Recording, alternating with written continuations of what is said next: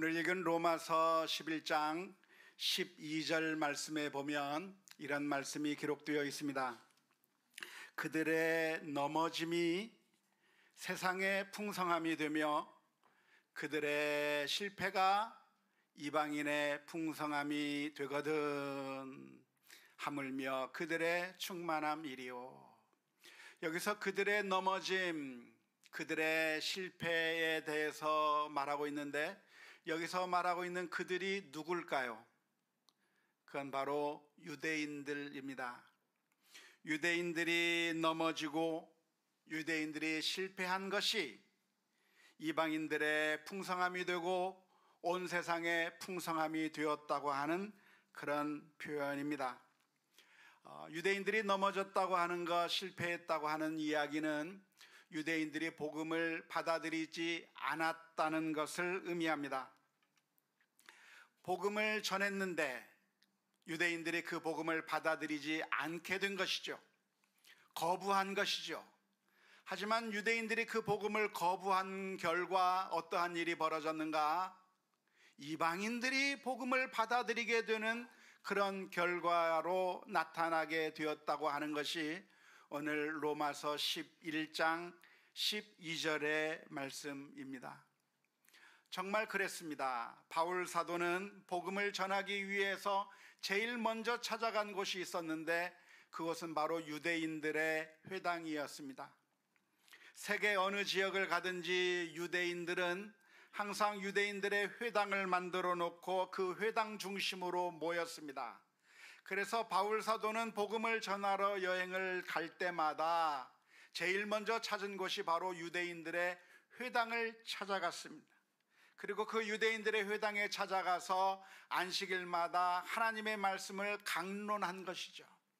성경 말씀에 메시아에 대한 예언이 있는데 하나님께서 우리 민족을 구원해 주실 거라고 하셨는데, 하나님께서 우리에게 구원자를 베풀어 주실 거라고 하셨는데 그 예언이 실제로 이루어졌습니다. 그분이 바로 예수 그리스도이십니다. 예수님께서는 십자가에 못 박혀 죽으셨으나 살아나셨습니다 하면서 예수 그리스도를 전하곤 했습니다. 왜 바울 사도는 유대인들의 회당을 찾아갔을까요? 그것은 유대인들을 사랑했기 때문에 그렇습니다. 자기 자신이 유대인이고 동포를 사랑하는 마음에 동포들에게 메시아가 왔다고 하는 이 놀라운 기쁨의 소식을 전해주기 위해서 유대인들의 회당에 가서 먼저 유대인들에게 복음을 전했던 것이죠. 하지만 유대인들이 그 바울 사도의 전도를 듣고 복음을 들었냐 하면 받아들이지 않았습니다. 복음을 전하면 전부 거부해버리고 만 거죠. 받아들이지 않은 겁니다. 한 번은 바울 사도가 고린도라고 하는 지역에 가서 예수 그리스도를 전했는데, 회당에 가서 하나님의 말씀을 전했는데 유대인들이 거부하기 시작했습니다. 대적하기 시작했습니다. 그러자 이 모습을 본 바울 사도가 무슨 말을 했는가? 이제는 내가 이방인에게로 가겠다고 말을 했습니다. 사도행전 18장 6절 말씀에 그렇게 기록되어 있습니다. 그들이 대적하여 비방하거늘, 유대인들입니다. 유대인들이 대적하여 비방하거늘 바울이 옷을 털면서 이르되 너희 피가 너희 머리로 돌아갈 것이요 나는 깨끗하니라. 이후에는 이방인에게로 가리라 라고 말을 한 겁니다. 만일 복음을 전하지 아니해서 복음을 받아들이지 못했고 그래서 죽는다고 한다면 그 책임이 전하지 아니한 사람에게 있겠지만, 내가 복음을 전했지만 너희들이 받아들이지 않았기 때문에 너희들이 멸망하는 것에 대한 책임이 나에게 없다고 말하면서 먼지를 털고 바울 사도는 이제 이방인에게로 가겠다고 선언한 것이고, 놀랍게도 이방인들에게 가서 하나님의 말씀을 전했더니 이방인들은 복음을 엄청나게 잘 받아들인 거예요. 하나님의 말씀을 잘 받아들인 겁니다. 그것을 보면서 바울 사도가 하는 말이 무엇이냐면, 유대인들이 실패했고 유대인들이 넘어졌던 그것으로 인해서 완전히 실패한 줄 알았는데 실패가 아니라 이방인들이 구원을 받게 되고 복음이 이방인 전 세계로 열리게 되는 그런 엄청난 결과를 가져왔다고 오늘 로마서 11장 12절에서 말씀해 주고 있는 것입니다. 아마도 유대인들이 복음을 받아들이지 않을 때 바울 사도는 굉장히 당혹스러웠을 겁니다. 왜냐하면 복음을 전했지만 반응이 신통찮았기 때문에 그래요. 저도 설교를 하다가 보면 반응이 없는 것 같으면 굉장히 위축됩니다. 그런데 바울 사도도 복음을 전했는데 사람들이 그 복음을 받아들이지 않았을 때 바울 사도의 마음이 굉장히 위축되고 내가 실패했구나라고 생각했을 겁니다.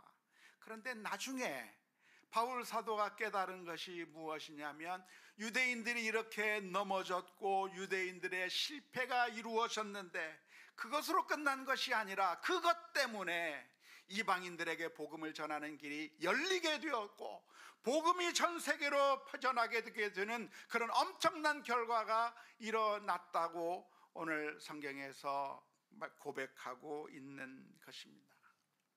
하나님은 지금도 온 세상을 다스리고 계시고 하나님의 선하신 뜻대로 이 세상을 다스리고 계시는데요, 우리는 종종 우리가 하는 모든 일들이 실패할 때마다 내가 계획했고 내가 소망했던 일들이 좌절을 겪을 때마다 우리는 우울증에 빠지기도 하고 굉장히 절망감 가운데 빠질 때가 있습니다. 하지만 우리가 만나는 그 실패는 완전한 실패로 끝나는 것이 아니라 사실은 하나님께서 우리들의 아버지이시고 하나님께서는 우리들에게 가장 좋은 길을 인도하시기를 원하시는 하나님이시며 그 하나님께서 나보다도 더 잘하시는 그 하나님께서 우리를 그렇게 길을 막아버리셨다고 한다면 우리로 하여금 망하게 만들어버리신 것이 아니라 사실은 우리들의 길을 더 좋은 길로 인도해 주고 계시다고 하는 것을 믿을 수 있기를 주님의 이름으로 축원합니다. 성경에 보면 그런 예들을 무지기수로 찾아볼 수가 있습니다. 너무나도 잘 아는 예로 요셉의 예를 찾아볼 수가 있을 텐데요, 요셉은 아버지의 집에서 행복한 꿈을 꾸던 청년이었습니다. 행복한 꿈을 꾸면서 미래를 계획하던 그런 행복한 청년이 어느 날 갑자기 충격적인 경험을 하게 됩니다. 자신들의 배다른 형들이 자기를 죽이려고 했을 뿐만 아니라 자기를 미디안 상인들에게 팔아버려서 이집트의 노예로 팔려가는 그런 충격적인 경험을 하게 된 것이죠. 아버지의 집에서 가지고 있었던 그 수많은 꿈들, 계획들 다 수포로 돌아가 버리고 만 겁니다. 내 인생은 이제 끝장이 난 것 같습니다. 내 인생은 이제 완전히 망해버렸습니다. 보디발의 집에서 노예로 평생을 살아야 되는 그런 엄청난 그런 충격적인 경험을 하게 된 것이죠. 하지만 우리가 잘 아는 것처럼 요셉이 그렇게 노예로 끌려간 것은 요셉이 망하는 길로 갔던 것이 아니라 하나님께서 그 요셉을 훈련시키시고 단련시키신 다음에 온 세상의 구세주로 만들어가기 위한, 이집트 나라의 총리로 세우기 위한 하나님의 여러 단계 가운데 한 단계였다고 하는 사실을 우리는 성경을 보면서 너무나도 잘 압니다. 요셉이 이것을 한 번만 겪은 게 아니죠. 또 충격적인 일을 겪게 됩니다. 그 보디발의 집안에서 그래도 어느 정도 안정이 되었고 이제는 노예들 가운데서 우두머리가 되었고 이제는 보디발의 집에서 그나마 인정받으면서 살 수 있겠다고 생각되던 그 순간 자기 여주인의 모함에 따라서 억울하게 감옥 속으로 들어가야만 했던 것이죠.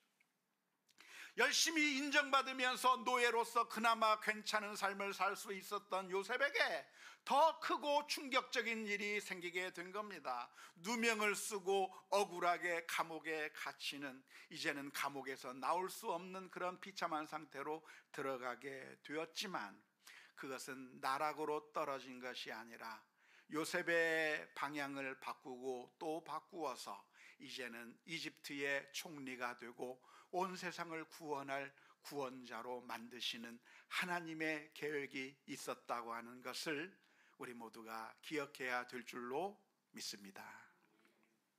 바울 사도의 경우도 마찬가지였습니다. 바울 사도는 이런 경험을 한 번, 두 번 한 것이 아니라 매 순간순간마다 경험을 했습니다. 바울 사도는 복음을 전하러 지금의 튀르키예 지역에서 여행을 하면서 복음을 전했는데요, 원대한 꿈을 가지고 계획을 가지고 소아시아 지방, 지금의 튀르키예 지방에서 복음을 전하기 위해서 무던히 애를 썼습니다. 그런데 계획하는 것마다 다 막히는 겁니다. 다 좌절이 되는 겁니다. 예약해놓으면 예약이 취소가 되고 어디로 가려고 하면 그것이 계획이 틀어지고, 그래서 복음을 전할 수 없는 상황이 돼버렸어요. 구체적으로 어떤 상황인지는 모르겠지만 소아시아에서 복음을 전하려고 노력했지만 전할 수 없는 그런 상황이 자꾸만 벌어지게 된 겁니다. 그때 그 경험을 성경에서는 뭐라고 표현하고 있냐면, 성령께서 그 길을 막으셨다, 성령께서 그 길을 막으셨다고 표현하고 있습니다. 알고 보니까 하나님께서는 또 다른 계획을 가지고 계셨는데, 바울의 발걸음을 저 마게도냐로, 유럽으로 가게 만드시는 그런 놀라운 계획 가운데 하나님께서 그 바울 사도의 길을 막으셨던 거죠. 뿐만 아니라 바울 사도는 복음을 전하러 다니다가 감옥에 갇히기도 했습니다. 빌립보라고 하는 지역에 가서 복음을 잘 전하는 줄 알았어요. 그런 대로 성공을 한 것 같았어요. 그러나 거기서 감옥에 갇히게 되는 그런 힘든 일을 겪게 된 것입니다. 자유의 몸으로 복음을 전하던 사람이 이제는 착고를 차고 전혀 자유가 없는 그러한 감옥의 지하에 갇혀서 있을 때 그의 마음 가운데 당황스러웠을지도 모릅니다. 하지만 빌립보 감옥에 갇힌 이유가 무엇이었습니까? 하나님께서 빌립보 감옥의 간수의 가정을 구원하시기 위해서 하나님께서 바울을 그 길로 인도하신 것이죠. 하나님의 계획은 저 수많은 사람들에게 복음을 전하는 것도 하나님의 계획이었지만, 빌립보 감옥에서 그 감옥을 지키던 간수와 그 가정을 구원하시기 위한 하나님의 계획 가운데 하나님께서는 그 바울을 감옥으로 인도해 주셨고, 그리고 그 가족들을 다 세례받게 만드시고 하나님의 백성으로 삼는 일을 한 다음에 풀려나게 하시는 놀라운 인도하심이 있었던 것이죠. 오늘 우리들의 삶 가운데서도 역시 마찬가지입니다. 우리는 미리 낭망할 것이 아닙니다. 만일 우리들의 눈앞에 좌절이 있고 실패가 있고 막히는 일들이 있다고 한다면, 우리들의 마음 가운데서 하나님께서는 나를 어떤 길로 인도해 주시기를 원하실까 기대감을 가지고 하나님 앞에 찬송하며 기도하며 나가는 우리 모두가 다 될 수 있기를 주님의 이름으로 축원합니다. 제 인생에 있어서 저도 지금까지 살아오면서 모든 일들이 술술 잘 풀린 것 같나요? 그렇게 보이지만 제 인생 가운데서도 많은 실패와 좌절들이 있었습니다. 공부하는 그 여정 속에서도 실패와 좌절들이 있었고, 연애에서도 실패와 좌절이 있었어요. 그래서 지금의 아내를 만난 거죠. 목회의 여정 가운데서도 막히는 막다른 골목이 있었어요. 이렇게 하면 되지 않을까, 이런 계획을 가지고 저런 목적을 가지고 달려나가는 가운데 앞이 꽉 막힌 것과 같은 그런 답답한 상황을 만날 때도 있었습니다. 막다른 골목을 만나게 되는 것은 사실 쉬운 일이 아닙니다. 고통스러운 일이고 너무나도 힘이 빠지는 일이고 마음의 상처가 깊이 남는 일이 될 것입니다. 하지만 하나님께서는 어떤 분이신가?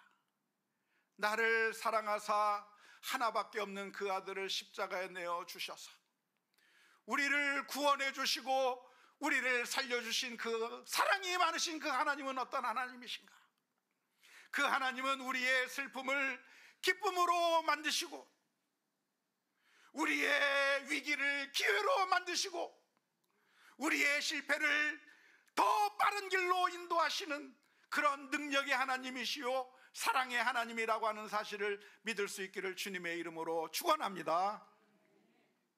우리가 자녀를 기를 때 혹은 우리의 삶 가운데서 계획을 세울 때 우리는 어떤 목적을 달려가다가 문제가 생겨서 좌절하게 되는 경우가 많이 있을 겁니다. 우리들의 삶 속에서도 그렇습니다.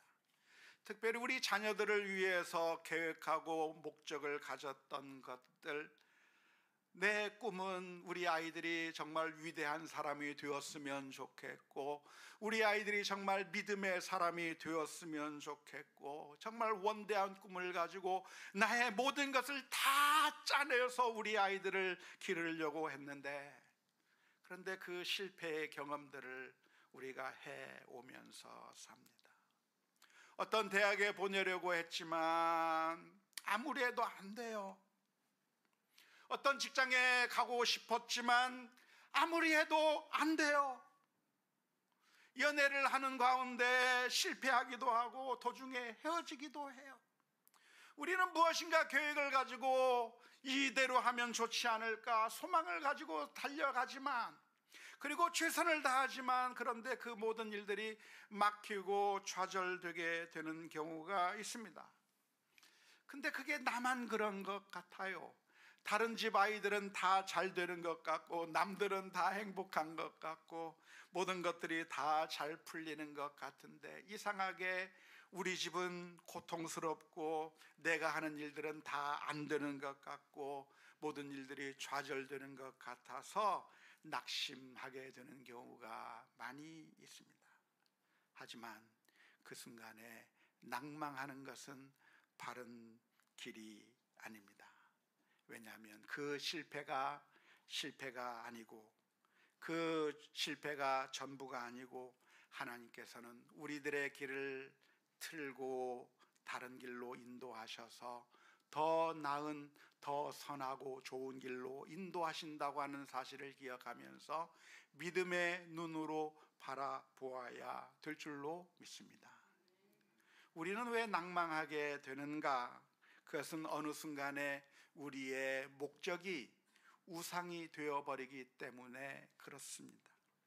우리의 소망, 우리의 목적, 이런 것들은 결국은 사실 가장 궁극적인 것이 아니라 어쩌면 수단에 불과한 것들이에요. 좋은 대학에 들어간다든지 무엇을 이룬다든지 하는 그 모든 것들, 성공한다든지 하는 그 모든 것들이 사실은 목적이 아니라 수단들이고 방법적인 것들인데, 그런데 우리는 늘 어떻게 생각하냐면 그걸 우상으로 만들어 버리는 경우가 많습니다. 대학이 우상이 되어버리고 성공이 우상이 되어버리고 돈이 우상이 되어버리고 우리가 소망하는 그 모든 것들, 갈망하는 모든 것들이 다 우상이 되어버렸을 때 그것이 무너지게 되는 순간 우리는 완전히 목적을 잃어버리고 방황하게 되는 것이죠. 하지만 우리는 그 상황 가운데서 절망해서는 안 됩니다. 바울 사도는 놀랍게도 그런 순간들을 맞이했지만 절망하지 않았습니다. 소아시아에서 전도의 길이 막혔을 때 좌절한 것이 아니라 하나님의 인도하심을 따라 유럽으로 간 것이고, 자유의 몸으로 복음을 전할 수 없게 되고 감옥에 갇혔지만 감옥 속에서 찬송하고 기도하면서 하나님께서 자신을 어느 길로 인도해 주시는지 순종하면서 그 상황에 최선을 다해서 하나님의 뜻에 순종해 버렸고, 유대인들에게 복음을 전했지만 유대인들에게 복음을 전하는 것이 막히는 것처럼 생각되어서 좌절한 것이 아니라 이방인들에게 복음을 전하면서 또 많은 열매를 거두고 하나님께서 이 엄청난 구원의 역사를 유대인들에게만 한 것이 아니라 이방인에게로 가게 했다고 하는 그 놀라운 경험들을 하게 된 것입니다. 만일 바울 사도가 유대인들에게 복음을 전했는데 유대인들이 잘 반응을 했다고 한다면 어떤 결과가 빚어질까요? 아마 그러면 유대인들 안에서만 복음을 전했을 겁니다. 유대인들에게만 하나님의 말씀을 가르쳤을 겁니다.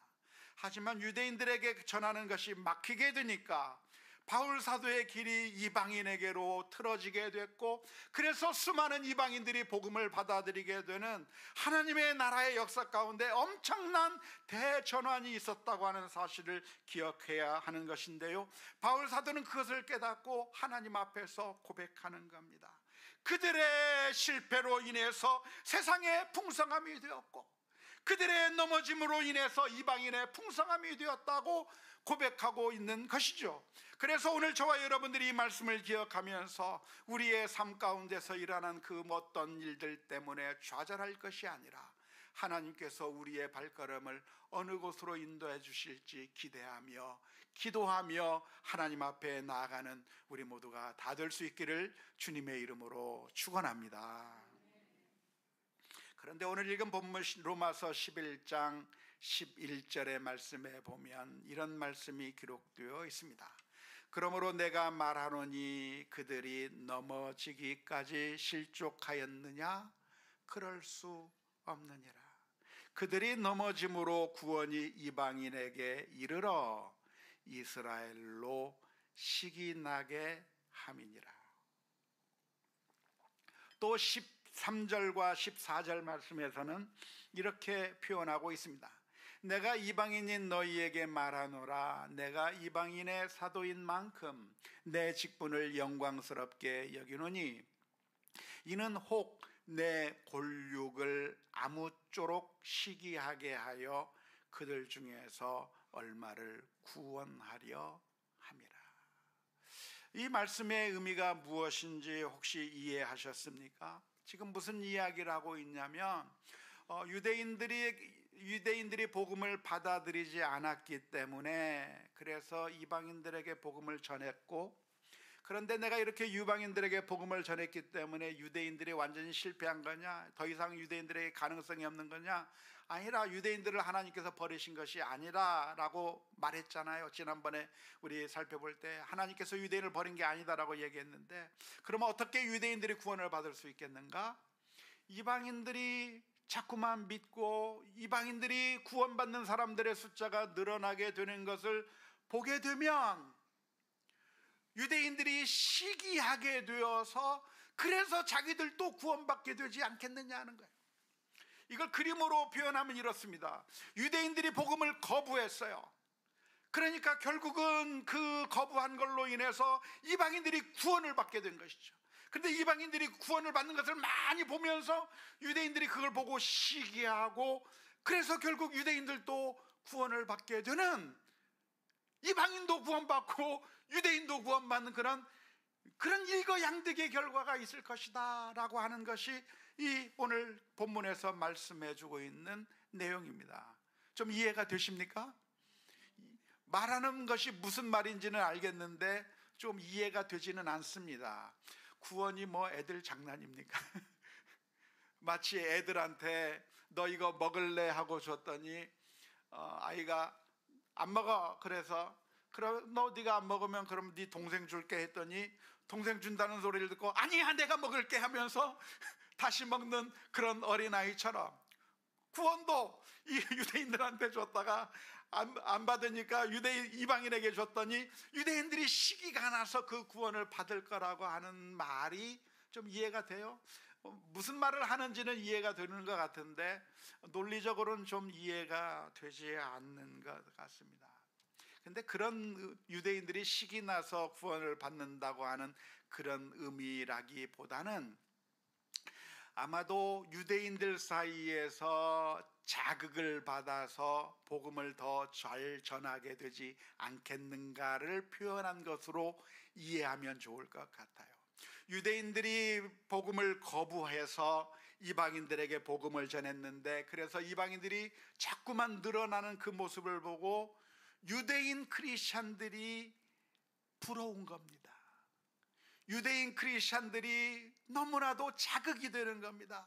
이방인들도 저렇게 복음을 받아들이는데 하나님의 선택된 민족인 우리 민족이 복음을 안 받아들이다니, 우리가 복음을 더 잘 전하자, 복음을 더 열심히 전하자 해서, 그래서 유대인들이 복음을 더 많이 받아들이게 되는 결과를 가져오게 되지 않겠느냐라고 하는 그런 의미의 말씀으로 이해하는 것이 옳을 것 같습니다. 마치 우리가 선교지에 가면 우리가 오히려 은혜를 많이 받고 오는 것과 마찬가지입니다. 우리가 단기 선교를 가게 되면 그 저 동남아시아 지역에 아직도 복음을 모르는 지역에 가서 복음을 전하겠다고 하고 단기 선교팀이 가면, 우리가 가진 복음을 그들에게 다 전하고 야 이제 잘 전했다 하면서 보람을 가지고 돌아오는 것이 아니라, 단기 선교팀이 자극을 받습니다. 가서 보니까 선교지에 있는 성도들이 정말 믿음이 순수하거든요. 선교지에 있는 성도들이 정말 헌신적이거든요. 선교지에 있는 성도들이 정말 하나님을 진실로 섬기는 그 모습을 보면서 자극을 받아서, 아 우리가 이렇게 살면 안 되지, 우리도 정말 경건하게 살아야 되겠구나, 자극을 받고 돌아오게 되는 경우가 허다하게 되겠는데요, 아마 그런 의미일 거라고 생각이 듭니다. 이방인들이 많이 늘어나는 그 모습을 보면서 유대 크리스천들이 각성하게 되는 것이죠. 자극을 받게 되는 것이죠. 우리가 원래 선택된 민족이 아니냐, 원래 하나님께서 우리 민족을 선택하지 않으셨느냐, 그러면서 복음을 더 열심히 전하게 되어서 이방인에게도 복음이 전파되고, 그래서 결국은 유대인에게도 전파되는 그런 엄청난 결과가 나타날 거라고 하는 그런 의미의 말씀입니다. 바울 사도가 복음을 전했던 그 복음의 노력들이 때로는 많은 어려움을 겪었고 실패를 겪었지만, 그것이 완전한 실패가 아니라 하나님께서는 더 많은 사람들에게, 더 많은 영혼들에게 구원을 베풀어 주시는 하나님의 인도하심이었다고 하는 것을 말씀하고 있는 것이죠. 오늘 우리가 이 말씀을 묵상하면서 우리가 깨달아야 할 것이 있다고 한다면, 오늘 우리들의 하는 모든 복음을 전하려고 하는 수고가 헛되지 않다고 하는 것을 기억할 수 있기를 바랍니다. 어쩌면 많은 분들이 아마 포기했을 수도 있습니다. 많은 분들이 아예 의기를 하고자 하는 의지를 잃어버리게 된 분들도 있을 겁니다. 우리 자녀들을 믿음으로 가르치려고 했고, 우리 가족을 주님께로 인도하려고 했고, 그래서 복음을 전하기도 했는데, 그런데 전혀 씨알이 먹히지 않는 그 모습을 보면서 우리들의 마음 가운데, 아 나는 실패했나 보구나, 나는 안 되나 보다, 내가 했던 그 모든 수고와 노력들이 헛수고가 아니었나 생각되는 경우가 있을 것입니다. 하지만 실패처럼 보일 수 있지만 사실은 그것이 실패가 아니라 하나님께서는 선하시고 온전하신 하나님의 뜻이 있을 것이고, 또한 그렇게 이어나간다고 하는 사실을 기억하면서 오늘 또 내게 주어진 그 사명을 신실하게 감당하는 우리 모두가 다 될 수 있기를 주님의 이름으로 축원합니다. 뿐만 아니라 우리의 인생 가운데서 실패처럼 보이는 것이 있다고 할지라도 좌절하거나 낭망할 것이 아닙니다. 우리가 꿈꾸었던 것들이 막혀버리고, 우리가 계획했던 것들이 전혀 진전이 없고, 그래서 막다른 골목에 이른 것처럼 느껴진다고 할지라도 그것은 우리의 인생의 실패를 의미하는 것이 아니라, 사실은 하나님께서 우리들의 발걸음을 다른 길로 인도하시고 더 나은 길로 인도해 주신다고 하는 사실을 기억하면서, 우리의 기도 제목은 내 뜻대로 마시고 아버지의 뜻대로 하시옵소서, 순종하며 나아가는 우리가 되어야 될 줄로 믿습니다. 물론 실패했을 때 그냥 포기해버리라고 하는 말씀은 아닙니다. 어디가 잘못됐는지, 무엇이 잘못되었는지, 성공하려면 어떻게 해야 되겠는지 더 진지하게 고민하고 노력하는 것은 당연한 것이겠지만, 그러나 우리가 최선을 다해도 막히는 때가 있어요. 정말 내가 하나님 앞에서 성실하게 했는데도 막힐 때가 있어요. 그럴 때 절망하거나 좌절에 빠질 것이 아니라, 하나님의 뜻이 무엇입니까? 내 뜻대로가 아니라, 내가 원하는 대로가 아니라 아버지 하나님의 뜻이 이루어지게 하여 주옵소서 순종하며 나아가야 되는 것이죠. 예수님께서는 우리들에게 기도를 가르쳐 주시면서 뜻이 하늘에서 이루어진 것처럼 땅에서도 이루어지이다, 그렇게 기도하라고 가르쳐 주셨는데, 우리는 늘 하나님의 뜻이 무엇인가에 귀를 기울이기보다는 내 뜻대로 하려고 하다가 그래서 절망하고 그래서 낭망할 때가 많이 있습니다. 예수님께서 겟세마네 동산 가운데서 그러나 나의 뜻대로 마시옵고 아버지의 뜻대로 하옵소서 기도했던 것을 기억하면서 실패를 만나더라도 괴로워할 것이 아니라 하나님의 인도하심이 무엇인지 기대하며 살아가야 될 줄로 믿습니다. 우리는 그러기가 어려워요. 늘 믿음이 없어서 늘 넘어지고 늘 쓰러지죠. 그럴 때마다 예수 그리스도의 십자가 앞에 다시 한번 나가서 우리들을 씻겨주시고 우리들에게 믿음을 더해주시고 그래서 다시 일어설게 해 주옵소서 기도하며 나아가는 우리 모두가 다 될 수 있기를 주님의 이름으로 축원합니다.